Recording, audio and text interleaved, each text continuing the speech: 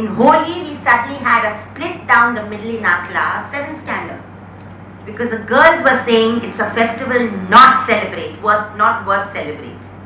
Because it has become a misnomer, it has become a cover for just eve-teasing and filthy pursuit of girls. And the boys were saying it is our right to celebrate that festival however we choose. So we had a debate. We had a debate which the entire school listened to on whether Holi and a festival should become an excuse for this sort of shameless molestation of girls. In Bombay last year, one girl was brutally injured when on a fast train something was thrown at her in the name of Holi, a water balloon with stones in it. So we are abusing our traditions, we are abusing our festivals, and I think the issue of human rights means that we talk about some of these abuses and this discomfiture of society with certain dignified living, and we need to talk about this, and the youth particularly who are citizens of tomorrow need to talk about it. The second discussion, as I said, as we had about Bakri Eid, and it was a difficult question. A little girl got up and said, I feel very uncomfortable on Bakri Eid, and she was not sure about what she said. And I said, please tell us why you're not comfortable. And the whole discussion progressed, and after which it turned out that she's from a Jain family, so she's not comfortable with public slaughter. She said, I don't care if it happens somewhere else. So we had a debate on that.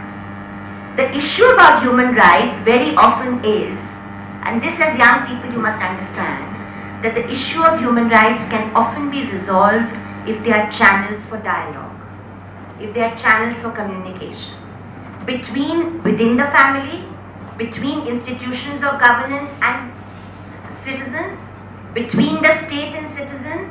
If you don't believe in the rule of the stick, because we are not an authoritarian state, we call ourselves a democracy, we proudly go to elections every 5 years, regardless how fair or not those elections are, because we know how many percentage of people vote and we know how much money plays a role in those elections. But that is for another day and another time. The point is, we have formal democracy at work, we are proud of it, and we should be, because authoritarian societies don't allow free speech, they don't allow freedom of expression, they don't allow intermingling between different communities and castes. On paper, we allow this. Reading. And if any of you feel a little bit interested after this lecture, please go and read that speech. It's available on the internet. When he handed over this draft to our Constituent Assembly, he made a very important point.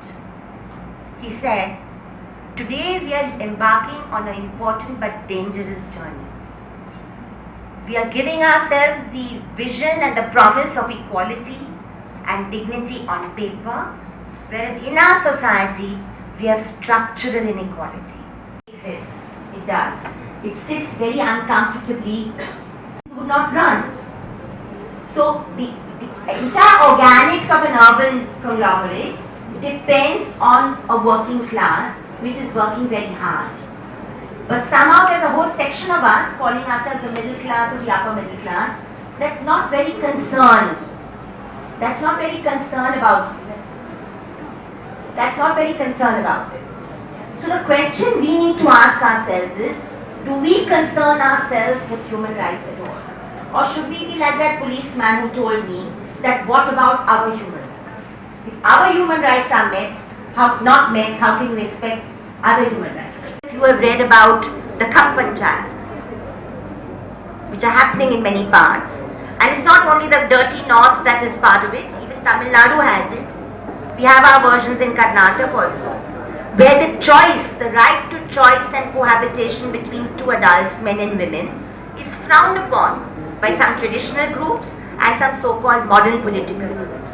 Now, how do we negotiate this territory as we are growing up? Do we voices and find a personal space, or do we carry on as if it has no meaning?